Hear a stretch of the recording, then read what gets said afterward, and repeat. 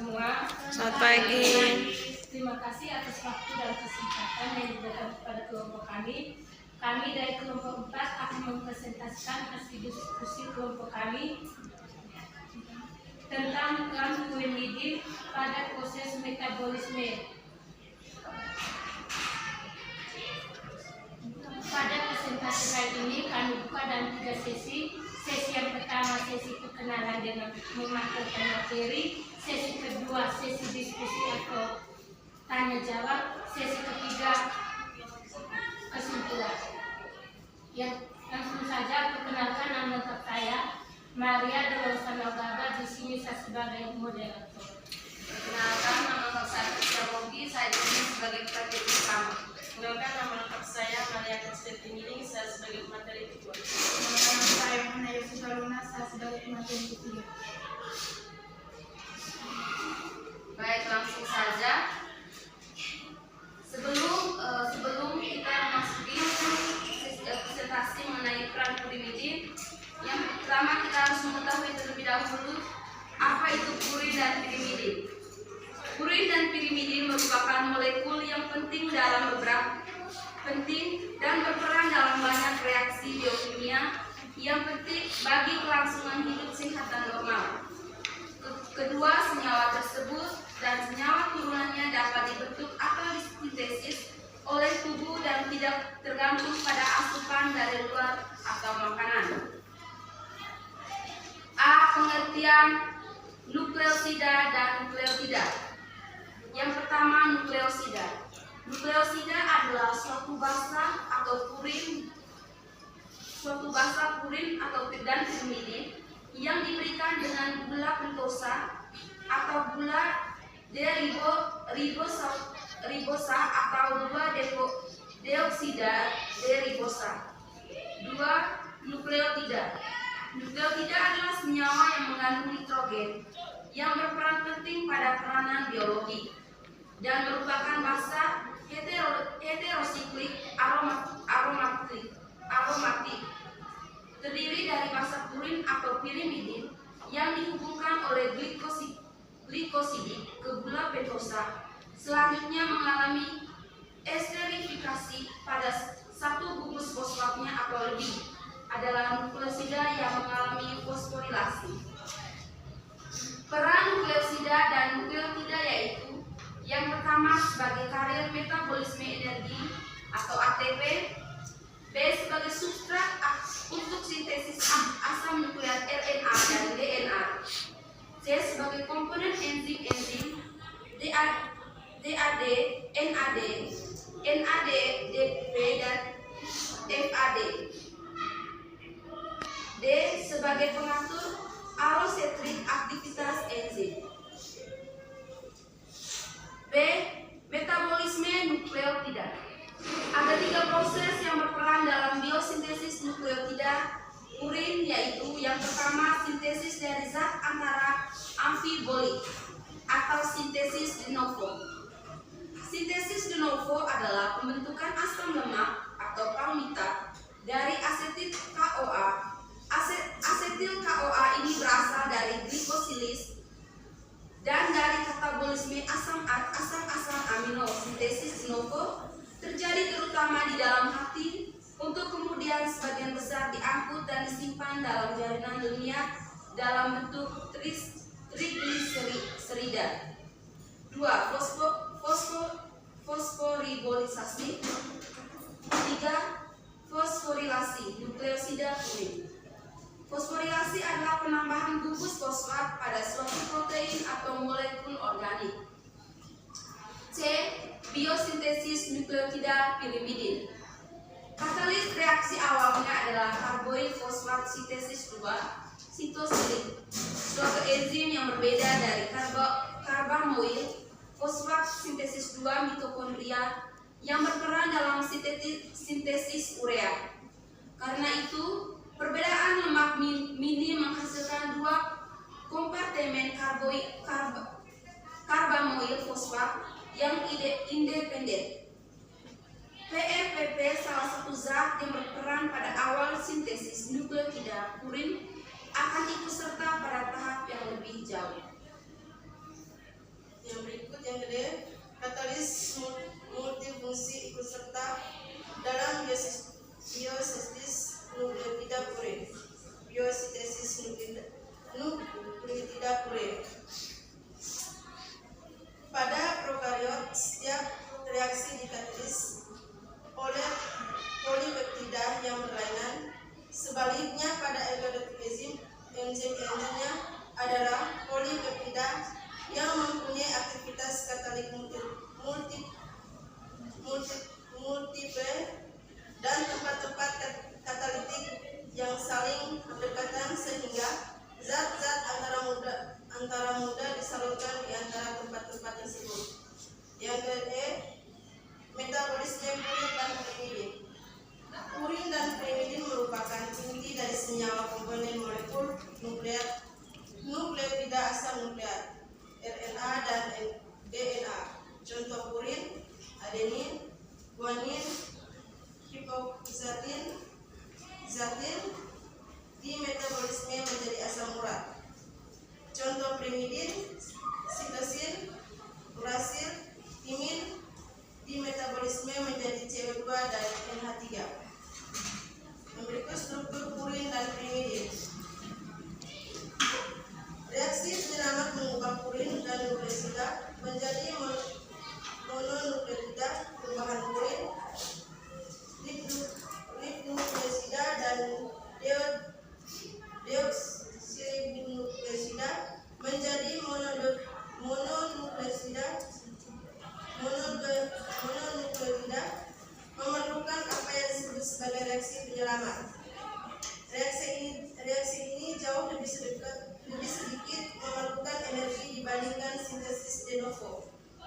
Mekanisme yang lebih penting melibatkan fosforilisasi oleh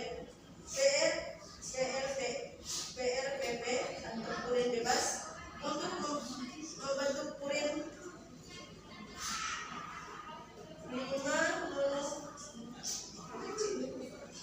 mononukleotida. Umpan balik yang berikut, umpan balik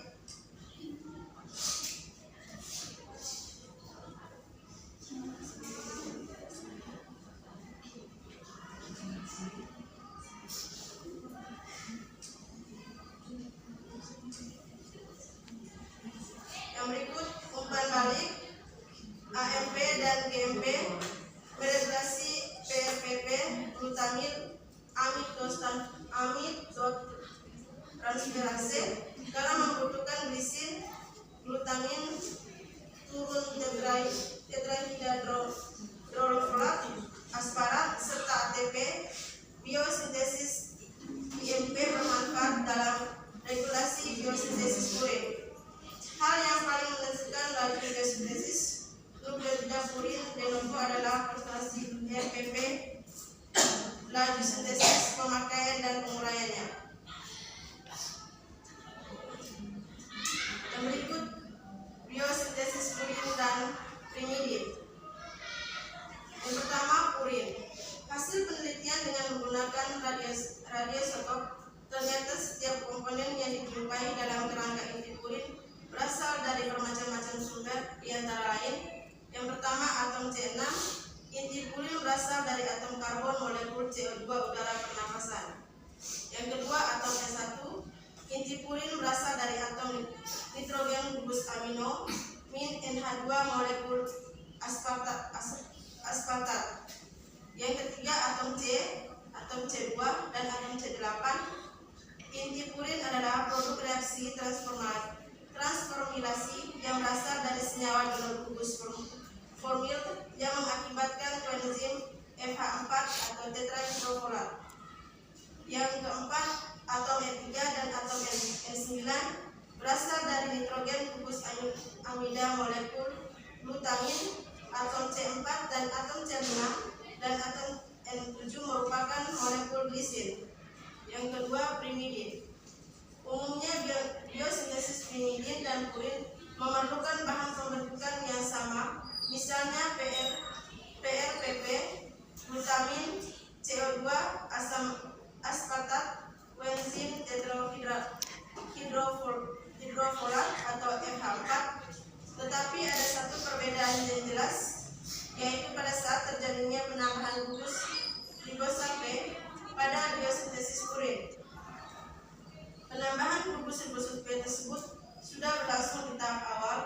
Sedangkan pada biosintesis pirimidin berlangsung setelah perjalanan beberapa tahap lebih jauh. Yang berikutnya tahapan biosintesis purin dan pirimidin. Yang pertama, tahapan biosintesis purin. Tahapan yang pertama, sintesis purin diawali oleh reaksi pembentukan molekul PRPP berasal dari ribosom P5 yang mengkaitkan ATP dan ion Mg mangan 2+ sebagai aktivator. Selanjutnya, pembentukan senyawa fosforibosilamin dari hasil reaksi PRPP dengan guanin. Reaksi ini menghasilkan asam amino glutamat dan PPI. Berikutnya, pembentukan senyawa GAR atau grid amid ribosil dari hasil reaksi ribosilamin dengan lisin yang mengakibatkan ATP dan mangan 2+ sebagai aktivator yang dikatalis oleh enzim GAR sel. Kemudian GAR melakukan reaksi formilasi yang dikatalis oleh enzim transformilase dengan koenzim EVA4 dan senyawa donor gugus formin membentuk senyawa formin amid ribosil atau karbon gugus formin tersebut menempati posisi atom C8 inti purin. Kemudian senyawa formiglisin amid ribosil P5 melakukan reaksi amilase dengan senyawa donor amilase yang terbentuknya senyawa formil glisinamidin. Selanjutnya terjadi reaksi penutupan rantai yang terbentuknya senyawa imidazole ribosil P5. Selanjutnya senyawa amino imidazole P5 melakukan reaksi CO2 dengan biotin sebagai koenzim dan atom karbon yang difiksasi tersebut menempati atom C6 inti pyrimidin. Selanjutnya senyawa 5-amino melakukan reaksi formulasi yang dikatalis oleh enzim transformilase dengan koenzim FH4 atau tetrahidrofolat dan senyawa donor gugus formil, maka terbentuklah senyawa 5-formidato. Akhirnya terjadilah reaksi penutupan cincin. Yang kedua kalinya terbentuklah derivat purin yang pertama berupa IMP atau isonin monofosfat, yaitu derivat hiposantit atau 6-oksipurin. Berikutnya tahapan biosintesis pirimidin. Biosintesis pirimidin diawali oleh reaksi pembentukan karbonil yang dihasilkan dari reaksi antara guantamin, ATP dan CO2 yang dikatalis oleh enzim karbonil sintase yang berlangsung di dalam sitosol. Yang kedua, berbeda dengan enzim karbonil sintase yang bekerja reaksi pembentukan urea, di mana reaksinya berlangsung bukan di dalam sitosol melainkan dalam mitokondria. Berikutnya, karbanoil berkondensasi dengan asam aspat menghasilkan senyawa karbonil aspartam. Reaksi ini dikatalis oleh enzim aspat transkarbonilase. Berikutnya terjadi reaksi penutupan rantai sambil membebaskan H2O dari molekul karbonoil asparat sehingga dihasilkan aspal dehidrooratan. Berikutnya melalui reaksi yang dikatalis oleh enzim DHOA dengan koenzim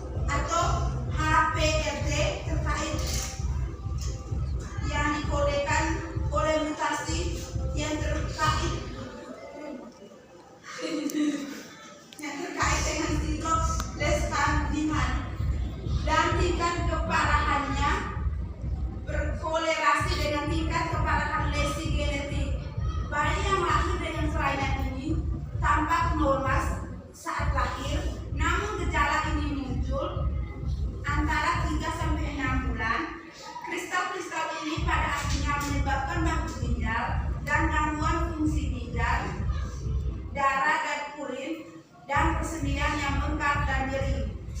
Yang kedua, hiposanitena guanine,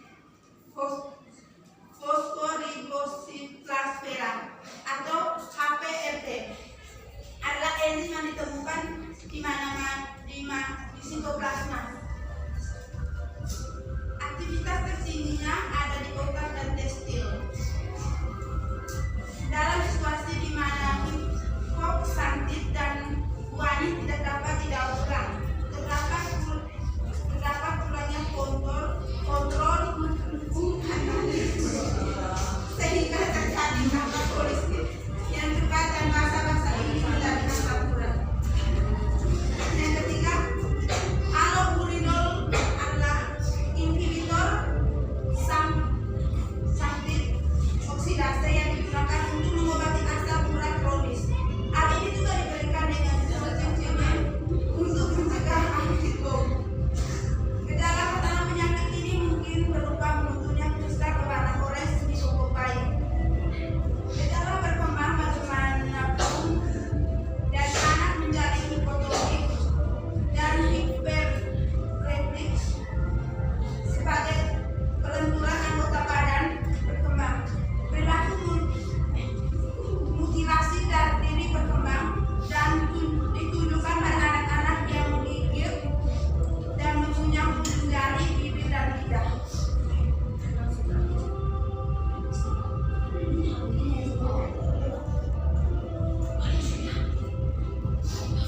Baik, langsung saja kita masuk pada sesi kedua, yaitu sesi diskusi atau tanya jawab.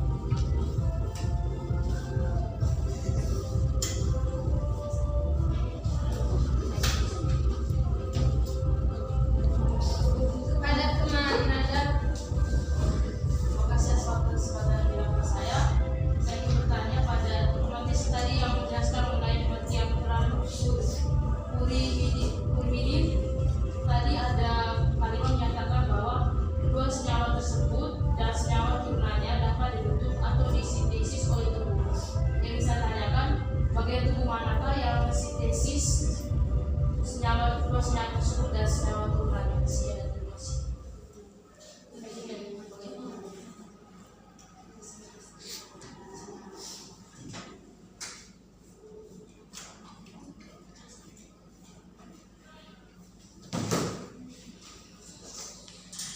Yang mensintesis apa? Ya, senyawa turnanya sendiri dulu dengan senyawa turnanya.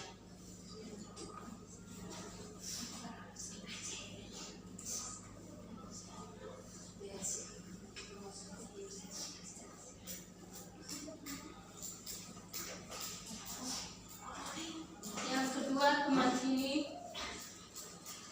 Baik, terima kasih atas waktu dan kesempatan yang sudah diberikan kepada saya.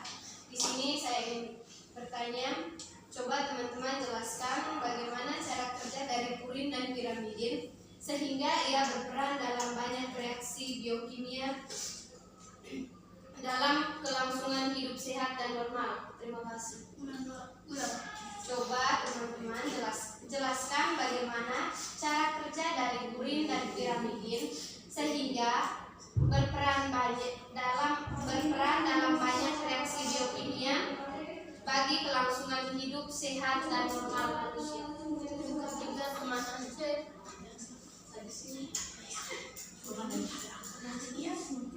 Baik, terima kasih atas waktu dan kesempatan yang diberikan kepada saya.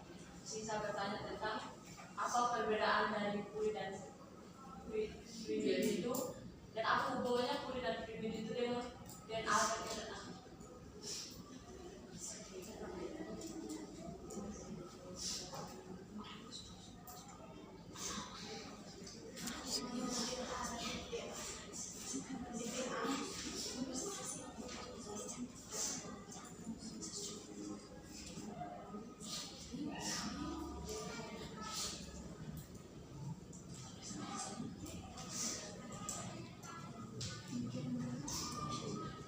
Yang teman Vivi. Baik, terima kasih atas kesempatan yang diberikan kepada saya. Saya ingin bertanya, apa itu basa heterolistik aromatik dan jelaskan fungsinya. Basa aromatik.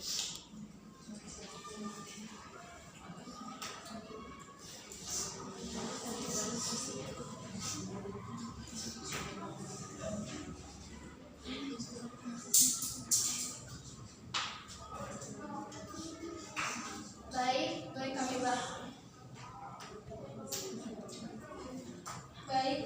waktu untuk menjawab pertanyaan dari teman-teman.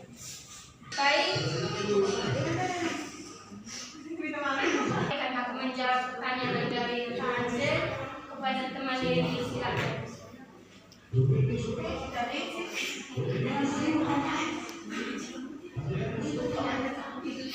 Jelaskan perbedaan antara purin dan pirimidin dalam kaitannya dengan DNA dan RNA. Yang pertama, perbedaan antara purin dan pirimidin. Berdasarkan definisinya, purin adalah senyawa organik heterolistik yang mengandung cincin berangkutan 6 dan 2 atom nitrogen yang menyatu dengan cincin imidazol. Sedangkan pirimidin adalah senyawa organik heterosiklik yang mengandung cincin berangkutan 6 dengan 2 atom nitrogen. Kedua, berdasarkan strukturnya, purin adalah senyawa organik aromatik heterolistik yang terdiri dari cincin pirimidin yang menyatu dengan cincin imidazol. Sedangkan pirimidin adalah senyawa organik aromatik heterolistik. Berdasarkan komposisi kimia, purin mengandung 2 cincin karbon nitrogen dan 4 atom nitrogen karena terdiri dari cincin pirimidin yang menyatu dengan cincin imidazol. Perbedaan purin dan pirimidin pada DNA dan RNA terletak pada jenis basa pirimidinnya, yang dimana DNA memiliki massa pirimidin yaitu timin dan sitosin, sedangkan RNA memiliki basa pirimidin, urasil dan sitosin. Bagaimana Kak Ance? Apakah ada salah? Terima kasih. Yang kedua, teman saya menjawab pertanyaan dari teman. Baik, saya akan menjawab pertanyaan dari teman Anda dengan bunyi pertanyaan. Bagaimana bagian tubuh manakah yang mensintesis kedua senyawa dan senyawa turunannya? Baik, kalau senyawa purin itu bagian tubuh yang dia sintesiskan itu terletak pada usus kecil. Sedangkan pada pirimidin, pada pirimidin itu terletak pada ginjal, yaitu yang terjadi pada urin.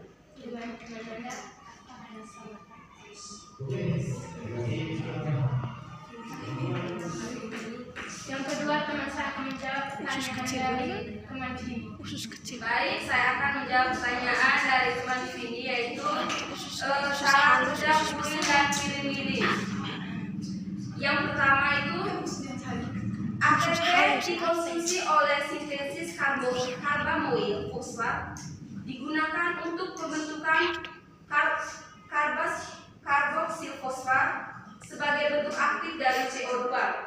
Kemudian dia bereaksi dengan glutamin amida untuk menghasilkan karbamat dan glutamat. Karbamat kemudian karbamat difosforilasi oleh ATP untuk membentuk ADP dan karbamoil fosfat. Bagaimana teman Vini? Ada salah? Jawabannya saya terima. Selanjutnya, teman Vini akan menjawab pertanyaan dari teman Bibi.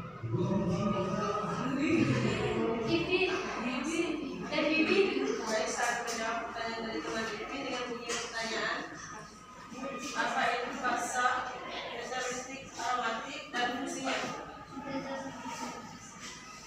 Yaitu senyawa organik di mana satu patologi atom karbon di tulang punggung molekul telah digantikan oleh atom selain karbon. Contoh dari heterolistik aromatik itu pirimidin atau C5H5N, sedangkan pirimidina C4H4N2 dan dioksina C4H8O2. Senyawa heterolistik atau heteroikat adalah sejenis senyawa kimia yang mempunyai struktur cincin yang mengandung atom selain karbon seperti belerang, oksigen, ataupun nitrogen yang merupakan bagian dari cincin tersebut.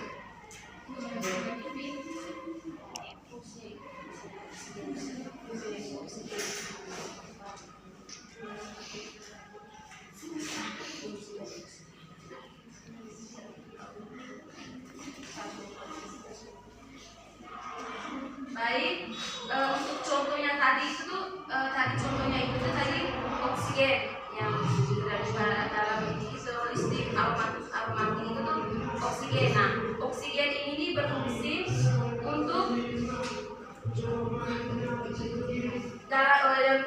diperlukan dalam sistem pernapasan, membantu fungsi sel-sel tubuh.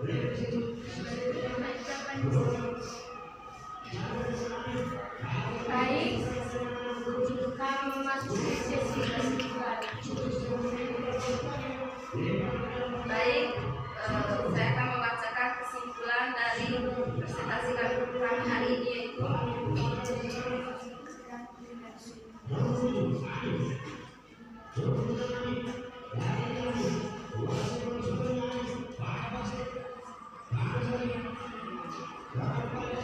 urin dan pirimidim merupakan komponen utama RNA dan DNA.